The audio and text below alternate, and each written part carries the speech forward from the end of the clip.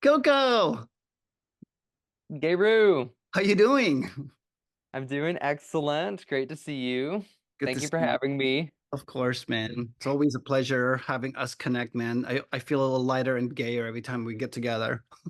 Same. Yay! I love Wow. your shirt.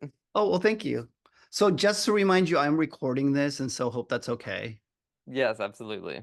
Okay, good. And I'm not really sure who I'm sharing this with, and so I just wore my Men of Yoga shirt just in case it's for, well, it has to be for Men of Yoga. I can't put our conversations aren't meant for a yoga belly. Right, right. There's a difference. There's a huge difference. I just want to clear the air real quick. So, Men of Yoga has been around since the pandemic as far as that community is concerned. One of the questions that's popped up occasionally was that, is Men of Yoga a gay community? That's one. And secondly, is it naked yoga and is it all OnlyFans? That's another one. So I just want to clear the air. First and foremost, yes, there's a component on OnlyFans when we originally started because we thought we were going to take all sorts of yoga practices, including like naked yoga, men's yoga, so on and so forth. But it's all male centric. But just to also remind people, the OnlyFans is mostly of yogis doing naked yoga and also lifestyle. So it's not like a sex site by any means. Not that we're opposed to that, but like that's just to clear the air. That's what we used it for. And as far as the men of yoga space, um, we naturally draw a lot of gay men to the site because obviously Aaron and I are a couple, and it's very tribal in that sense. Like, oh, you're gay, you must have a gay side. You know what I mean? Um, but in our universe, we do have a lot of bros who we hang out with. Some CrossFitters, some masculine men, blah blah blah, but they're all part of our family. They also practice with us, and we have a huge male population at our yoga studio. So just for the record, Men of Yoga is men, and we do have a huge gay community, and I'm very proud of that and happy to facilitate that space for everybody. um and so with that said, do you mind giving us a little bit insight about like your work? Yeah, it's there's some similarities. I started out as a yoga teacher for everybody, which is kind of how a lot of yoga teachers start. You get into yoga and you get your teacher training and you don't really know how you want to specialize yet. But, as a queer man who also really craves queer community and brotherhood, I noticed that, as I started well, at first I was in the yoga world ex only, and I was in a mixed groups, and I was noticing that there weren't a lot of other gay men specifically or queer men around. And I Mhm. was like, where are they? And then I started kind of like tiptoeing into, actually, I don't really tiptoe into things. I dive into things. So I like started diving into, We just go. we Let's just go, go. Yeah. Yeah. right? Diving into gay world and like understanding what that really is like and understanding like, oh, there's a big divide here. Yeah. I would like to bring yoga to this community. I would like to surround myself with more queer men. Yeah. And I don't expect to be able to like necessarily bring them into these really traditional spaces, but I can take the magic of yoga and bring it to them. Right. And Right. so when I moved to Costa Rica, that was kind of around that really interesting mutative time when I was really starting to enter gay world with yoga. Mhm. And I also had to take my work online. So I was teaching still, like mixed classes, started tiptoeing into naked yoga, which seemed like, a natural step since I'm a person that I was already creating OnlyFans content. Um, I like naked yoga. I was already doing naked yoga with men in real life in North Carolina before I moved to Costa Rica. And so, yeah, I started offering nude yoga for men online. Mhm. So I also started offering coaching to the same community. and started, inviting all of these guys into a virtual container. And it started out, it's moved around to different platforms, but now it's in Telegram. So yeah, my whole work has kind of molded around brotherhood, nudity, and Hmm. yoga. Yeah. Men's Mhm. work. Men's work. Yeah, it's all about, and I totally support using labels in ways that are helpful, as in like, I'm gay, which clarifies a lot of things to a lot of people, and it really does like make things easier. Yeah. So I totally support using labels, but at the same time, I also understand like this movement of dropping labels and not boxing ourselves in so much, which Right. so Yeah. within my container, there are times when I kind of ask, like when I'll even poll people and be like, how do you identify? What is your sexual orientation? Just so that we can see that there's diversity in this group. Yeah. But then other than that, like when someone introduces themselves in the group, we don't ask what is your sexual orientation, and there are different kinds of guys in there. So like the world of like gay versus bro is something that you were saying, and like in my group Yeah. we're all kind of mixed together. Yeah. And Absolutely. Yeah. right, and so we're learning how to treat each other as like as just men, and Hmm. learning how to like compliment each other in ways that are not so like lustful or like I want you, or like not the same way that you would talk to someone in Grinder, but just Yeah. like nice cock, bro. Yeah. Absolutely. Yeah. Yeah. I have so many questions just based on that information. Number one, you mentioned Telegram. Does Telegram do like live sessions? Like if you and I were to have a conversation there, does it do a live stream as well? Yeah, I've actually taught special series of classes through Telegram before, because Yeah. you can start a video chat and it invites everyone in your group to join. And it's Okay. not so different from Zoom. It doesn't have quite as much control. You don't have quite as much control. You can't share music, but it's actually pretty great. It works Oh for wow. group Okay. And it's calls. it's is it it's only on an app, right? Like it's not like web-based, it's just mobile. It's an app that you can have on your phone and your computer, Your and they iPad. Okay. communicate perfectly. Yeah, it's like WhatsApp in that way. Oh, okay, fantastic. Hmm. One of the things that also I think you and I have this thing in common, like as far as like doing men's work, for instance, when we start labeling the word like gay or trying to stay away from labels, on one level, what does it mean to be gay nowadays? Like, what do you got to do sexually to fall into that bucket? Because I'd realized I only check like two things. Like, I don't do all the gay stuff. Like, I want to, but if it hasn't happened yet, I think we're pretty comfortable in the lane that I'm in. But I'm thinking to myself, like, dude, you're not that gay. You know what I mean? And then I talked to some of my straight friends, and there are things that they don't want to do with women that I thought that's like your favorite go-to thing. And they're like, no, I don't like doing that. And I'm like, that's weird because I don't like doing that to women either.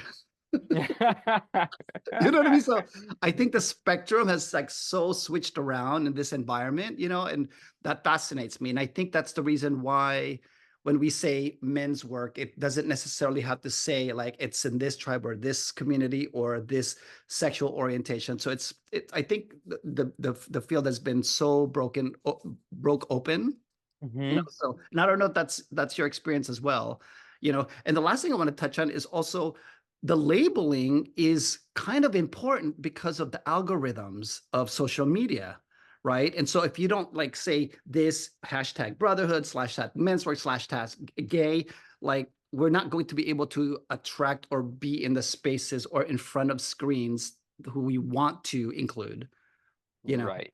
So at the end of the day, what makes me kind of uncomfortable is like, well, we are kind of just saying men, sorry, no women. You know what I mean? But it's a guys team. So sorry, ladies. It's not about you. Yeah, well, I mean, social media is problematic in that way, and it causes me a lot of stress, to be honest, Yeah. because when you meet people in real life, it's a very like holistic experience, and it's very multi-leveled, and they're able to feel your energy, your aura. They're able to take in a lot of information, um, to feel and understand who you are, and you can converse and explain your as you deliver your message or talk Yeah. about what you're doing. But in social media, it kind of forces you into this box where it's like you have to present yourself in a certain way. As you Yeah. were saying, you got to use certain hashtags, you have to use certain labels so that you get shown to the right people. And Yeah. so it is really hard to Yeah. do. It's really hard. It's been really hard for me to promote the kind of stuff that I do on social media. And it's like every time I post something, I lose followers. Yes. Yeah. And then like in between postings, I'll gain followers because people will discover my profile and be like, "Oh, this seems cool." And then every time I post something, if it's not gay enough, I'll lose a bunch of gay followers. Or if Right. it's too gay, then I lose a bunch of other followers. And I'm like, ah, like, Yeah. like all these things fit. They Yeah. all fit. Yeah. And you know, in that's the blending and the conversing around like what are your kinks, what are you into, what do you like, how do you label yourself, that happens in community, I feel like is really normalizing and really healing because sometimes in the group like you'll have a guy that is posting, sharing like lots of sexy pics, and then you find out that he doesn't identify as gay. And it's Right. like, Yeah. oh, and it's like Yeah. healthy for everyone to be like, oh, I thought only gay guys did that. Right. Um, Yeah. Interesting. And it does start to make guys think about what, your question, like what actually is gay versus what is conditioning and what is culture. Right. Right. What is gay culture versus actually being gay?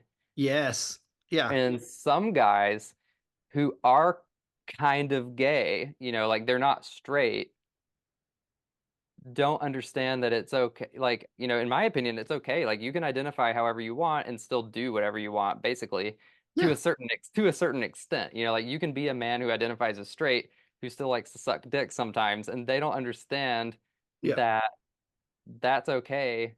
You don't have to relate to all the other parts of gay culture, or you don't have to suddenly become like a drag queen. You Right. can just Right. be who you are and The like extreme.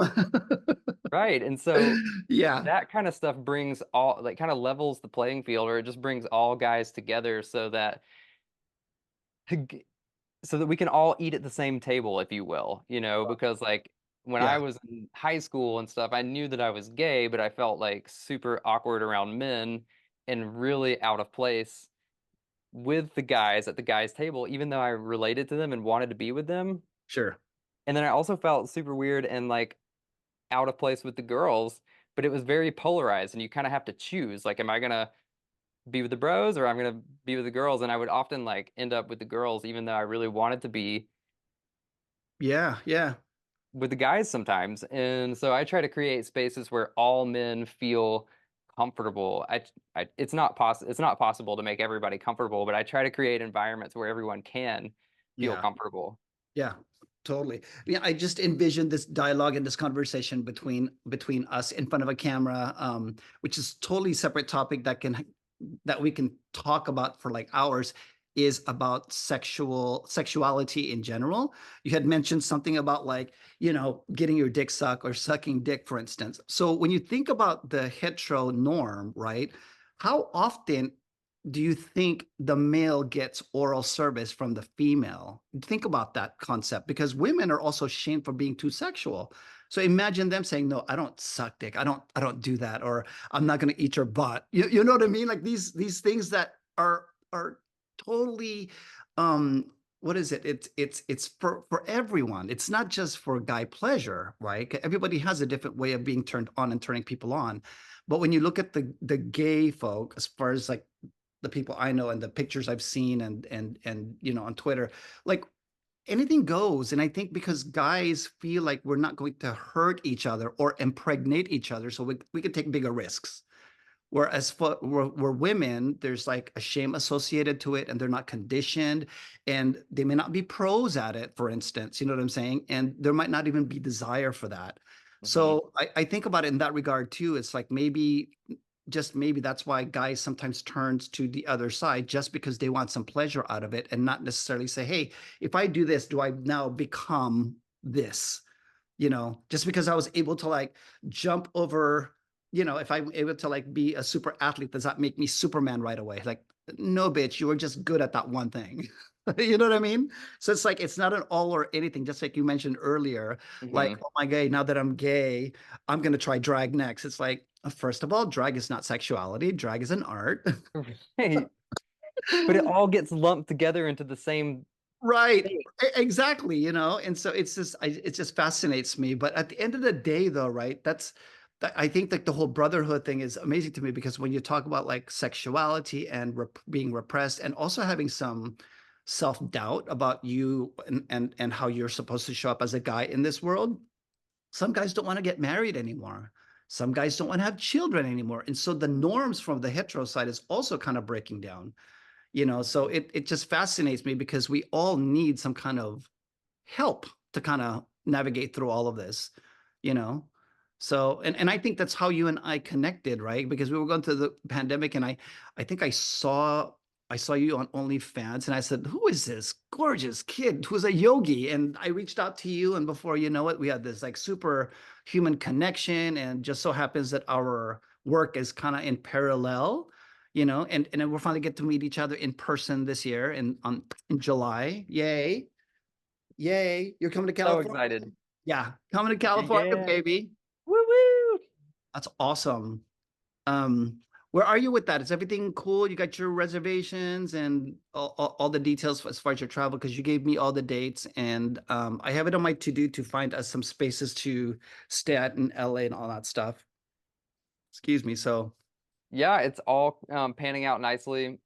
Got yeah. my dates. I'm leading a retreat in Northern California in Guerneville Hmm. that is a rainbow camp. So it is taking all the stuff that I've been mentioning that like the culture of what I've been trying to do virtually and finally creating my first retreat where we get to experiment with this in real life. And I'm bringing yoga into it, but it's not a conventional, traditional thing. It's really going to be unique. It's going to be very silly. It's going to be a blending of the reverent and irreverent, and it's just going to be a very queer, fun time Yeah. of bro bonding and exploring nature and connecting.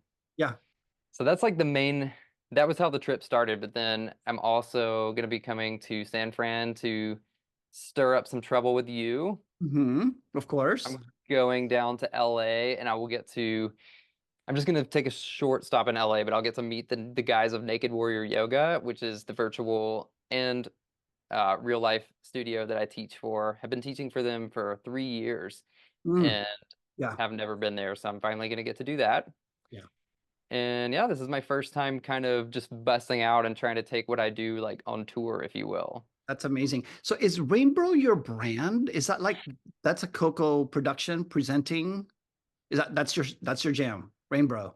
I did not make up that word, but it came to me. Somebody called me a rainbow, and it really resonated. I was like, Wow. "That's it." Yeah. Like speaking of labels, Oh like yeah, of there course. are a really special type of guy, and they're rainbows. Yeah. They Okay. fall somewhere on the queer spectrum, but don't fit into mainstream culture.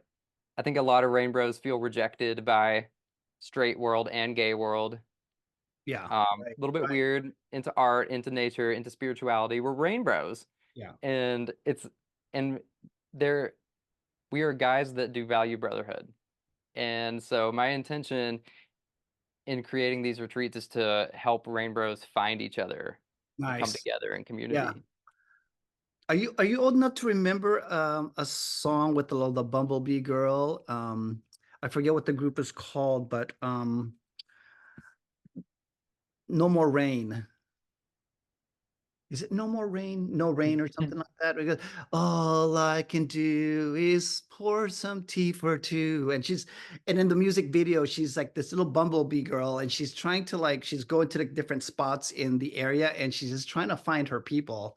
And towards the end of the video, there's her people with adult bees, and they're just kind of splashing around and like, and that's what reminds me of when people find their people. What you've described is what I hope it feels like. Yeah, And absolutely. Yeah. I grew up like that. I grew up really isolated from other queer people, and I didn't know that there were so many rainbows out there actually until I got on Instagram as an adult and started realizing like, oh my God, you're a queer farmer living out in the middle of nowhere. Yeah. You're a Yeah. gay artsy boy, and like they're out there. I know a lot of them now. Yeah. That's awesome. Um, I too wanted to say like it wasn't so much like I was looking for my people. For me, it was like I just knew that where I was at was not my people. Like I knew they were my people, Yeah. my family, obviously. They're my family. Like I've come from like I have four siblings at home, and later on I had another sister. But the home unit was interesting because like even though we were close, there were elements about it that I felt was abnormal. Like why would you have 5 kids? Like, this is like a lot of stress for the family. Like, there's a lot of mouths to feed, blah, blah. And then there's the religion thing. And like at 13, I literally just checked out. At 13, I told my parents, I'm like, I'm not going to church anymore. It's This is like, not for me. yeah, bless all of y'all's heart for like doing this, but I would lock myself in the bathroom while everybody was getting ready, because I wouldn't go. And it wasn't like they could, I knew in my head, like, what are they going to do? Drag me in the car, drag me to the car. You know what I mean? But I was so rebellious. And so finally, like after a couple of Sundays, they're like, "Ugh, forget it. We're just going to leave you." And my Not worth it. punishment for not participating is that I didn't get any McDonald's after church. So if I wanted McDonald's, you go to church. And that's why you look the way you do now. Right? So it Gave up wasn't the actually a McDonald's. punishment. Oh my God, that's awesome. Yeah. So I just want to go back to the rainbow after we talked about that. You are sold out. Yeah, this retreat got packed. That's amazing. See, congratulations, baby. That's awesome. Not bad for your first, for your No, kickoff. You know what I mean? I'm very pleased. I get to put so much more energy into the actual event Yeah. instead of begging people to come to it, which takes a lot of energy. So I'm stoked. Oh, absolutely. I actually have a handstand workshop coming up. And it's not men, but it is with our super legendary social media influencer. Shout out Jacob Manning. Yay, Jacob Manning. So Oh he's a yeah, he's handstand, amazing. yeah, he's handstand pro, and he actually lives, or he's staying at least like 90 minutes away from where I'm at. So I'm like, bro, seriously, let's do it. Cause I don't do handstands. I don't teach it. I'm just not there. But I did post an attempt to do a handstand a couple of days ago. I just posted it yesterday. And so popular because of course I'm over there age dropping, like not bad for 57, bitch. You know what I mean? So it's like, and my thing is like I'm getting rid. You know how you go to a dentist and you floss and you brush your teeth before you show up, even though they're gonna do it. That's my intention. I'm going to do my best to prepare myself already for Mhm. this handstand, and so we're doing that. With saying after all that, we're still hustling to sell that workshop. I think we're halfway capacity, and it's happening in 2 weeks. So the struggle is real when it comes to the hustle, right? Yeah, I know that. Yeah, I'm so happy to just have gotten a break on this one because everything else that I have done in the past has involved a lot of hustle. Yeah. So yeah, it makes me feel like I'm very in alignment here, like when Oh you're in yeah. alignment and doing something that's correct for you, it supposedly just works. Yeah. And I think Yeah. that's finally happening. Oh, totally. And like the conversation we've been having before, it's like, girl, you got to take your show on the road, man. Like even Madonna's on tour. I mean, come on. I know. And I've been feeling that, but Yeah. Yeah. I guess there was just, some inner work and Oh yeah, some absolutely. stuff that I had to do before it would work out for me. Yeah. Yeah. But You I've know, been a little bit cooped up over the past few years. I moved to Costa Rica and didn't realize how hard it was going to be to move around, which I have a farm, so that contributes to it as well. And I also live in the middle of nowhere. So yeah. um yeah, I'm really excited to get out and take it on the road and be Yeah. able to I've been teaching exclusively virtually, like mainly from this space for a while. So yeah, Yeah. it's time. That's cool. Well, I'm looking forward to seeing you. Looking forward to like doing all the things. Um, what else we got going on?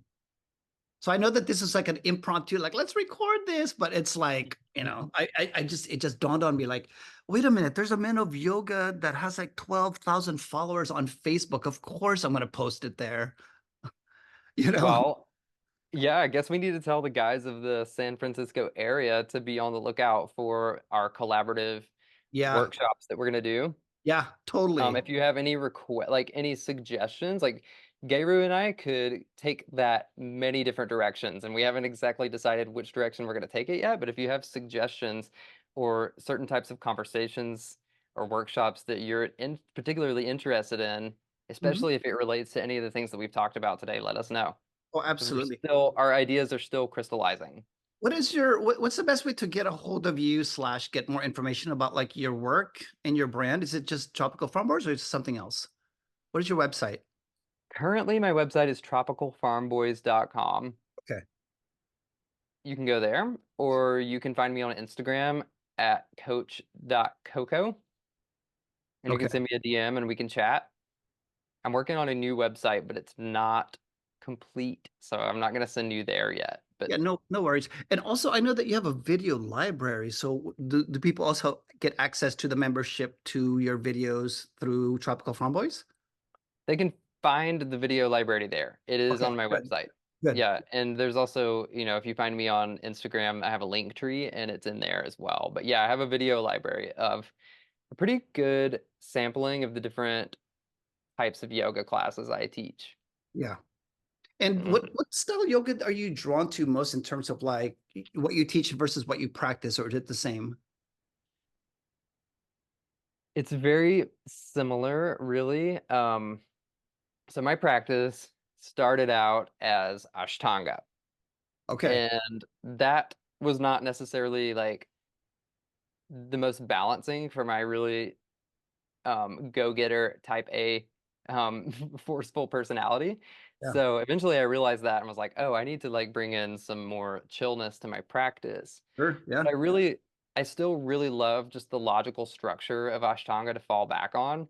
Mhm. And my students aren't me, so when I teach, I try to notice who's in the room and what maybe they need. A lot of them do need some more push. So I Yeah. always have the structure of Ashtanga to fall back on. Yeah. Um, I do some somatics and trauma releasing techniques as well for Hmm. dealing with yeah, releasing trauma and also just dealing with anxiety. And then sexual kung fu has come in, Yeah. I especially since all of my students are men now. It's something that we can do. Yeah, I caught the live, the IG live that you and Aaron. Hey, shout out Aaron Blue Aha, Ocean. yeah, Yogi Woo! Aaron. Yeah, I caught that he wanted to hear about more of that sexual kung fu. Let's get in there. Let's talk about that real quick. Like I Okay. know, like do you have to wear a belt? I'm just kidding. Like, just belt You optional or like you know what I mean? And that would be fun, but we don't have belts yet. Maybe we can make that an addition. yeah, But sexual kung fu for me has been a huge missing piece of wellness, and I think it is for a lot of men. yeah. Um, I started learning from a teacher who is one of those guys who definitely falls into the rainbow category, like helped me to understand about dropping labels. He's more of like a pansexual kind of person, and his clientele is more straight.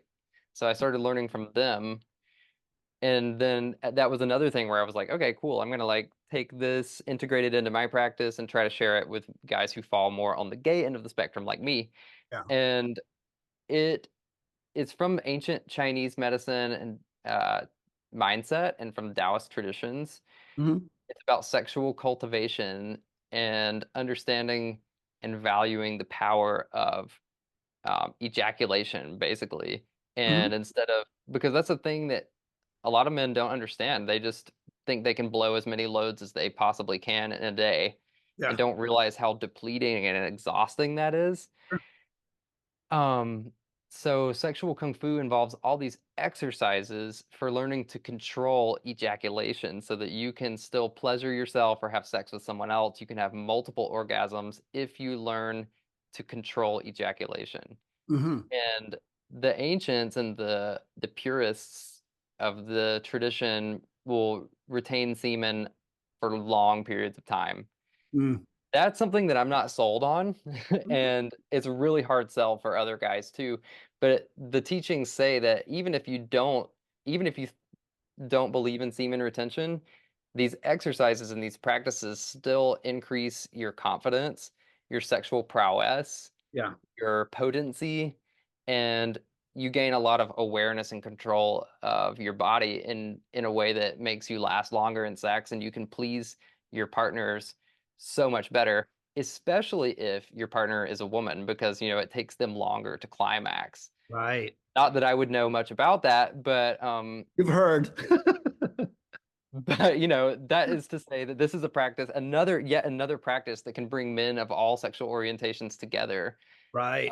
there's just a lot of benefits that can come out of it. So I've started blending sexual kung fu into the yoga practice because when you're all men and you're all naked anyway, like we're addressing the energy body and like every part of the physical body. Why are we just going to leave the dick and balls just hanging there like, hello, what about us? Yeah. You Right. know, Sure. that's a very Absolutely. Absolutely. powerful part Well, of the like body. So we when bring it you in. go to the yoga space, like, okay, we're gonna do shoulders and then wrist and ankles and knees and like spine. Eyelids and Yeah. And then we're gonna ignore the elephant in the room. yeah, literally this elephant trunk We're just gonna hanging we're there. gonna we're gonna ignore our second head. Yeah. No, we don't do that. In my We class, we don't bring get it in. into that headspace. I find it interesting too because like just based on what you were sharing, like brahmacharya is also a thing. Like brahmacharya is a lesson of like not wasting sexual energy, right? Because at some point on the literal sense, like what tends to happen, at least for my own personal experience, when guys, when I ejaculate or when I come, I'm like, okay, I'm ready to kick it and rest or chill. And to be quite frank, it's been like my sleeping aid. When I wake up late at night, I'm like, oh fuck, like I'll just take care of business and go right back to bed. So it's sometimes it's less about like a sexual kind of release, but more of like energy release. Mhm. Like one thing that I is a surefire, no pun intended, for me to like, it's highly effective. Like, okay, if you want to go back to bed, get rid of some of this energy and like it's fail proof. So I Mhm. find it interesting that we could also use that energy to, to bring that towards other things and be a little more productive and less um and what's the word I'm looking for? Low energy. Mhm. Yeah. Yeah, exactly. Like in the world of yoga and especially in mixed groups, it was frustrating to me and all the other guys, regardless of their sexual orientation, because you just kind of like talk about brahmacharya and like it kind of sounds like purity culture. Like, okay, so like don't have sex or Yeah. like stop jerking off. Moving on, because Yep. also a lot of times like the teachers are female or like a lot of the people in the room are female, so we're not gonna go deeply into that. And all of us are like, what do you mean?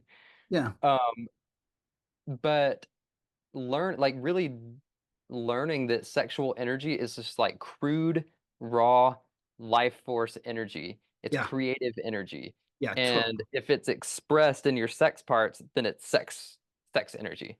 But you can harness and transform that energy into other kinds of babies that you could create, like creative babies, Right. art projects, or you could just like harness that energy and use it to get through the challenging parts of your day. Yeah. Um, so through these practices, guys do learn that like, oh, like ejaculating first thing in the day, like early in the morning, isn't good for me. It doesn't help me. Yeah, exactly. Yeah. Or just blowing loads randomly here and there throughout the day Yeah. doesn't help me. But it's not purity culture. We're not judging eroticism. We're not stigmatizing sex. And we're Mhm. actually learning that you can really enjoy it, like having the erotic energy come and go. Right, right, And every time you get aroused doesn't mean like, oh my God, I gotta jerk off and blow a load now. That's a great way right. to just drain yourself. Here we go But again. Pum, pum, pum, pum, to pum, pum. learning to contain it and hold it Yeah, and be at peace with it and right. enjoy it, let it come and go, ride the energy, and becoming a master of like, it's a part of self-mastery. Like when do I ejaculate and how much do I ejaculate and what part of the day do I do that? You become way more wise Yeah, totally. about how Yeah. to handle having a lot of sexual energy. Yeah, and I think there's absolutely nothing wrong with bringing mindfulness to that practice as well, right? Because everything that we do, especially in the yoga space, is like it's like bringing awareness and bringing attention, so that we're just not, well, this is what I do, and it doesn't. I don't view it as equal importance of like what I eat or Hmm. how much I drink water, how I hydrate, like how I take care of my body. We also want to be mindful of like what we exude and put out in the universe. And I think just because it's something that we do in private, that it Hmm. doesn't matter. You know what I mean? Like nobody's gonna know, but your body knows.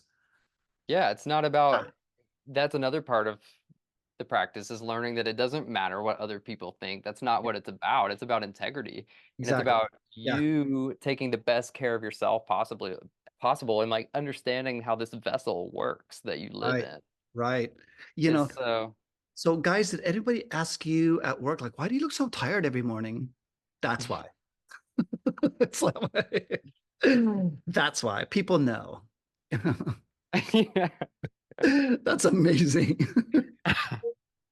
So there Because we he's have it. jerking off all the time. I know. See, maybe if you just kind of like hang out for a little bit, wait till the weekend or something. But yeah, I think it's just a mindfulness practice, just like everything else. Like, yes, the dick and balls get to also get the attention that it deserves.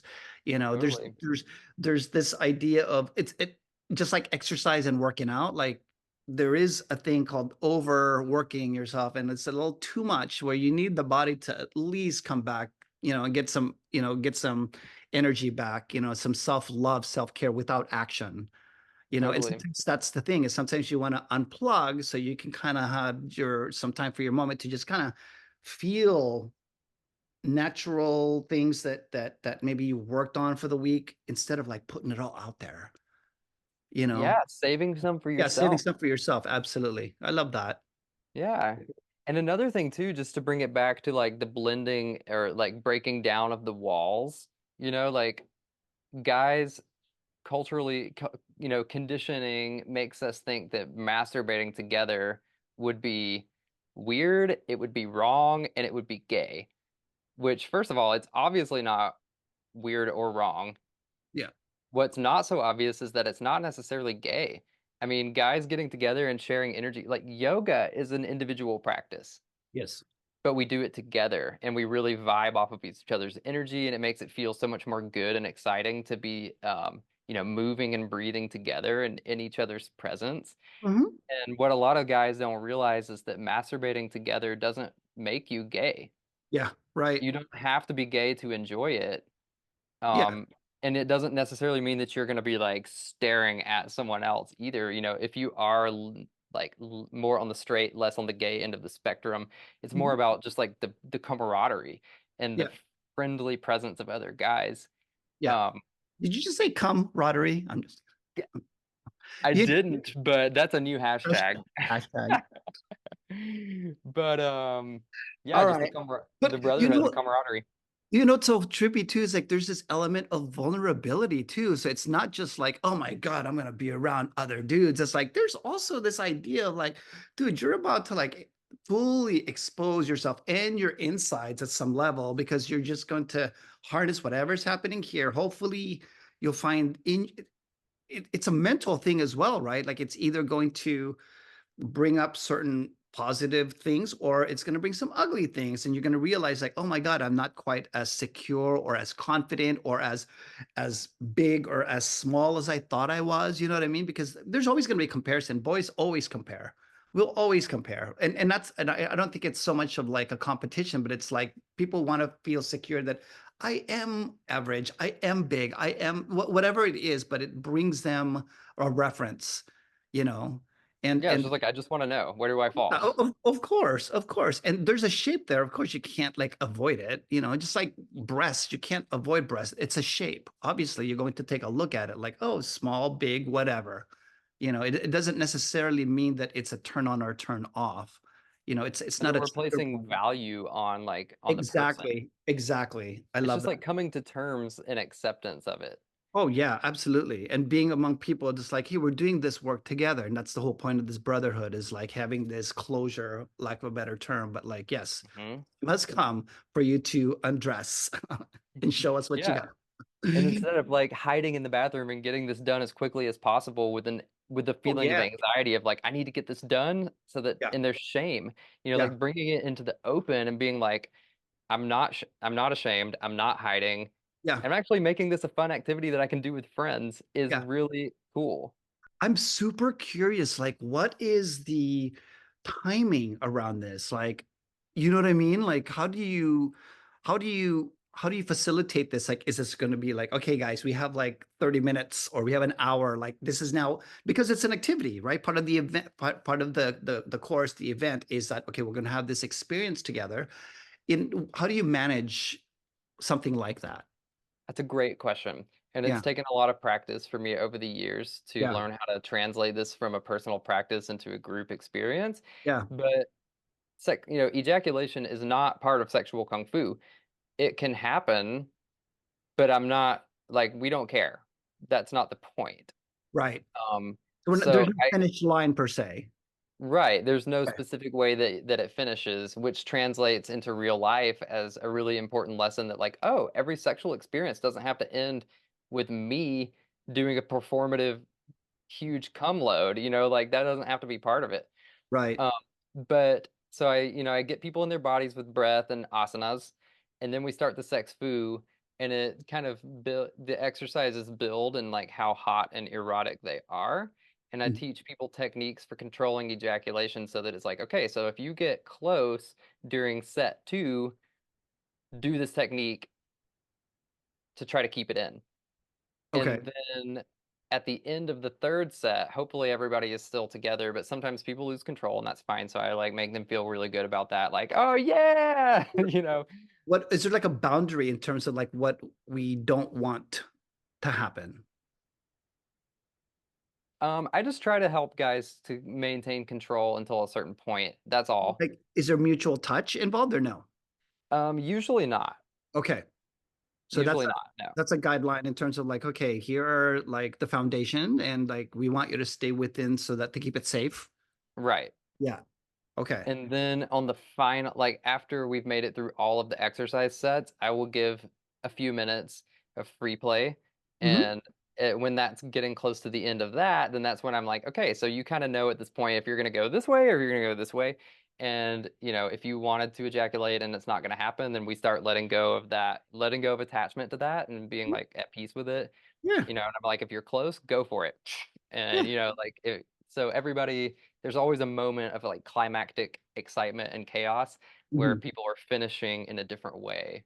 And Wow. then I always make sure that we have enough time to like bring it back together and recenter Yeah. so that we all finish feeling good no Got it. matter what exactly happened. Yeah, I love that. So I want to go back to a question slash inquiry. So when you have your own personal practice, because we talked about you starting off with Ashtanga practice, when you have your own personal practice, no cameras, no students, are you practicing naked yoga yourself, or do you prefer being in clothes? I'm always naked. Yeah, yeah, same Yeah, here. Same here. yeah. Yeah, like why, Same here. why Yeah. why especially me, I live in a really warm place, so Yes. That's awesome. Yeah, because people, I just want to like put it out there. It's like this Coco and I are not naked for pay. That's just put it out there. Maybe right, some and it's guys not are, yeah, some guys are gay for pay or whatever the case may be. And before when the cameras are off, like, no, don't do that. So just so you know, Coco are the real deal. We're natural folks, and this is just an extension of what we do naturally. right, and You being know, naked isn't just about seeing and being seen. It's yes, also just like yes, this is what yes. works for me. Yeah, a lot of, in the men of yoga space, there's a lot of inquiry there in terms of like it's either this or this, and there's no learning in between, right? It fascinates me. So, and I think that's what happens too when people are, I don't want to say confused, but maybe they're not clear on what they are trying to get out of this experience. I would love for people to meet other men to meet other men. That's great. And what kind of relationship it evolves in, none of my business, but I think at the end of the day though, as I'm representing like the older demographic, it is so important for people to connect different ways aside from just the whole sexual naked encounter because it's so temporary. It's so temporary. I think what's more long lasting is like, for instance, you and I having these conversations. My God, we've been at this for 3 years. You know what I mean? And I don't know what people are seeing. I don't know about the three viewers we're gonna get out of this, but it's like this is how we've been rolling for the last 3 years. It's organic and conversational, and like there's always like a topic around sexuality because we're two sexy guys. It just comes across that way. Like, what are you gonna do? It's a big part of a male yogi's life, especially Yeah, a queer. It's a big part of a queer man's life. yeah.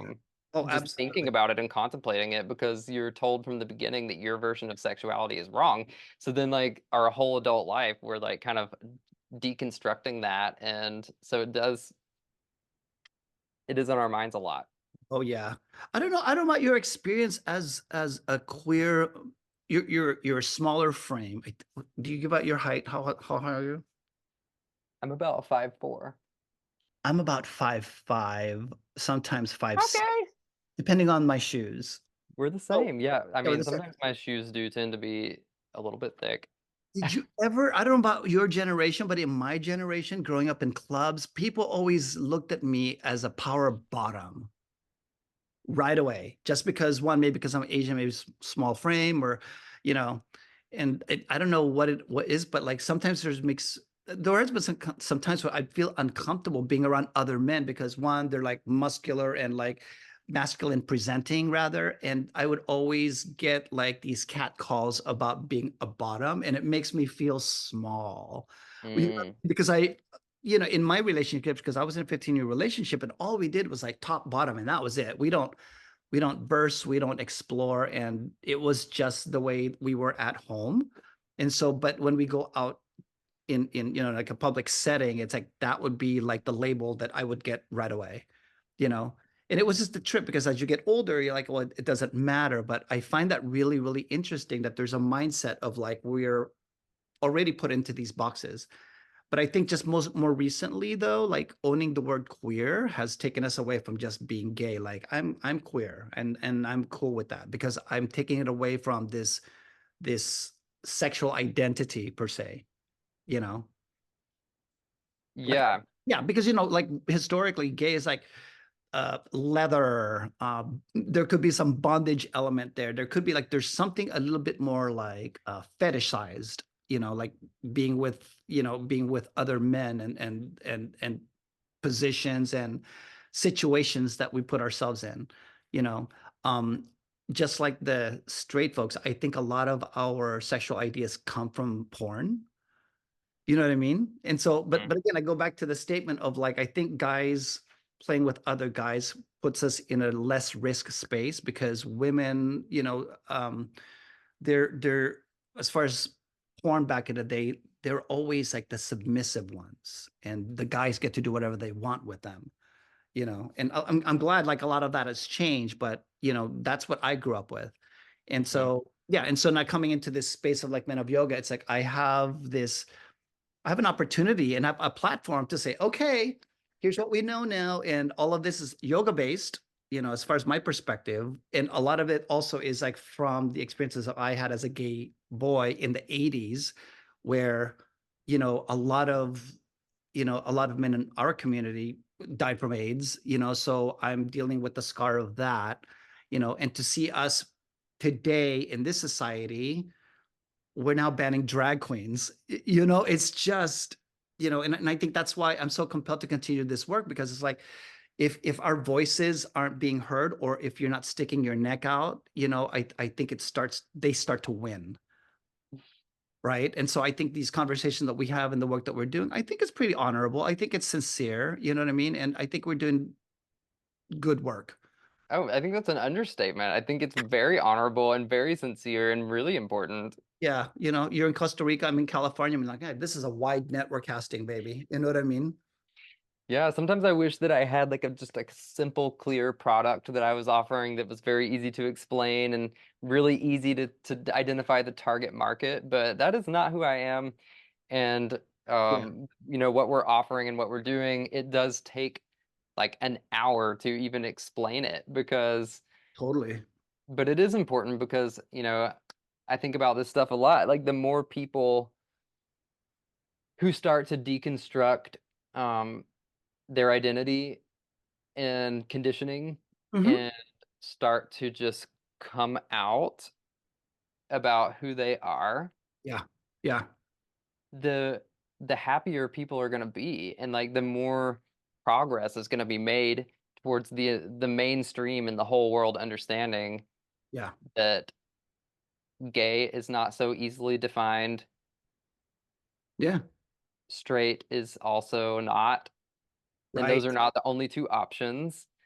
And people can have so many more options and such a more diverse and interesting experience Oh, absolutely. in the Absolutely. world. And yeah, all these guys in our case, because that's our audience and that's who we're speaking to, don't have to be imprisoned inside of the gay prison or the straight prison.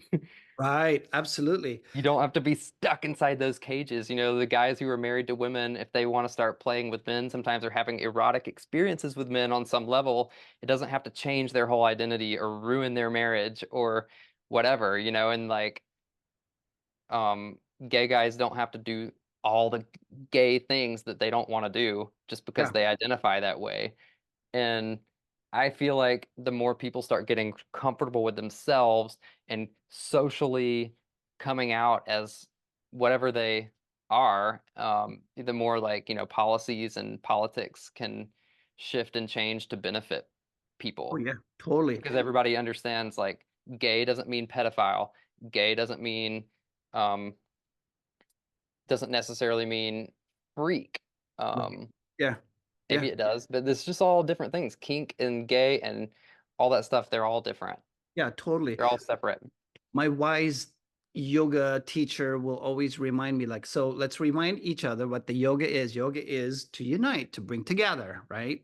And at the end of the day, it all gets to be here. All of it, the bad, the good, the ugly, the evil, the good, like it all gets to be here. And the more people realize, that's why I teach it and that's why we practice it. It's because to remind ourselves that didn't feel so good or that didn't look so great and that was amazing. It gets to yin yang its way to your soul. Like you get to receive all of it. And the moment that you just remind yourself that, dude, if you get to be here, they get to be here too.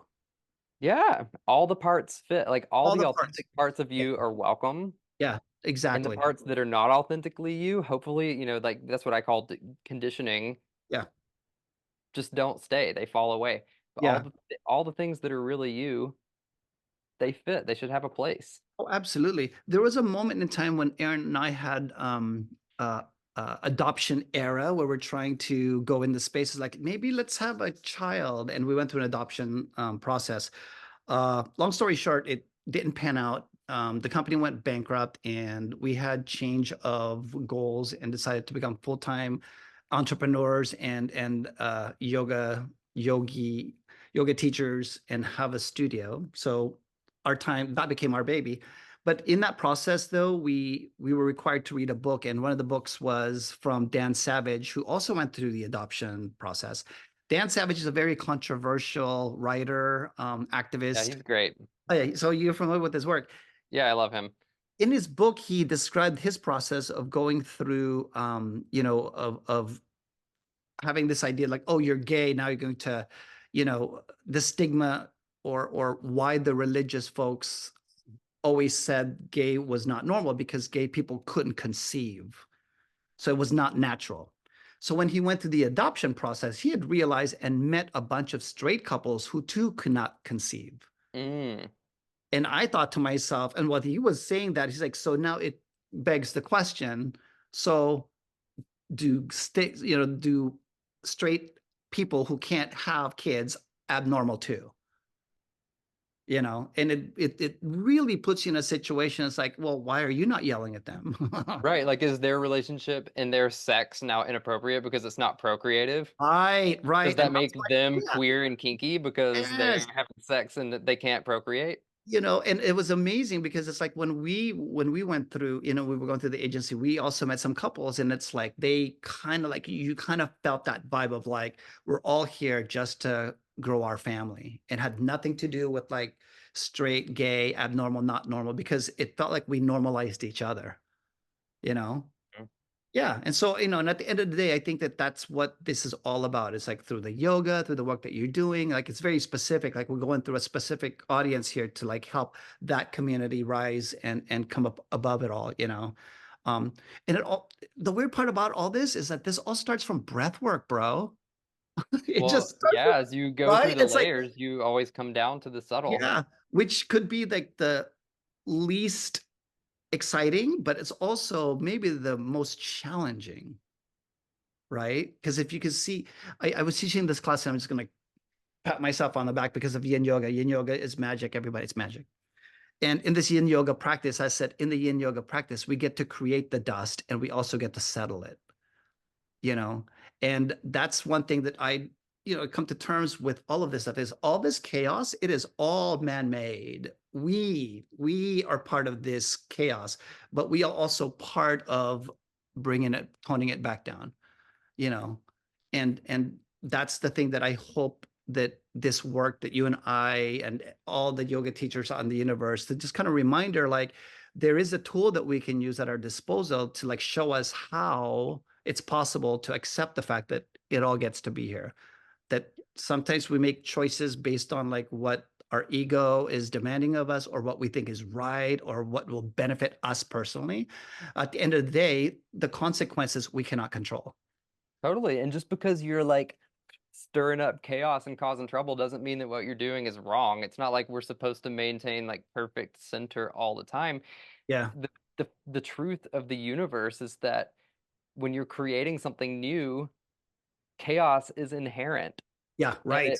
it takes like some Yeah. explosive force to and some ambition and some ego and some, you know, some Oh yeah, to totally. create something new. And just, anyway, the fact that you're stirring up chaos doesn't mean that you're doing something wrong. Absolutely. And Yeah, and when the it's dust part of it, right? settles, The revolution.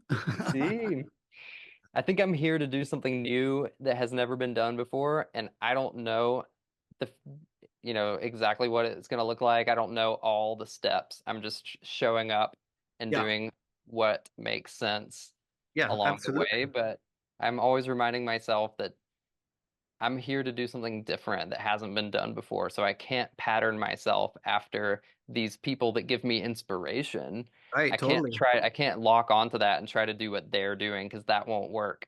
It's Yeah, got to be authentic and original. And yeah. I'm always also having to remind myself that just because I'm causing trouble and bumping up against life sometimes, or I'm offending people, or I'm triggering people, or Mhm. just Yeah, because all of it isn't working doesn't mean that I'm on the wrong path or doing something wrong. It's just I'm trying to do something new and yeah. revolutionary, and Yeah. that's how that process goes. Oh, totally, totally. Ah, my goodness. Well, it's Mm. been about an hour. I had no idea that it's going to turn out like this in terms of recording. So I just want to remind everybody, this is not pre-produced. This is nothing. This is how Coco and I catch up. I just asked Coco, it's like if it's okay to record because I just think that, these conversations are so, I don't know, it inspires me and it lifts me up, and hopefully it'll also do the same for everyone else out there because there's a lot of guys who pay attention to our work, and I think it's important that they also see the side of us just being our authentic selves and just vibing off each other. Totally. So with that said, babe, I'm going to pause recording. Anything else that you want to like share real quick? No, I think that's all. But if you listen to the whole thing and you're still here, thank you for listening. And I hope I get to meet you one day. Yeah, same here. Y'all stay tuned. Yeah, I'll put whatever else in the captions as far as anything else that we'd like to add to this. But we're signing off. Stay with me, Coco. Okay. Ciao.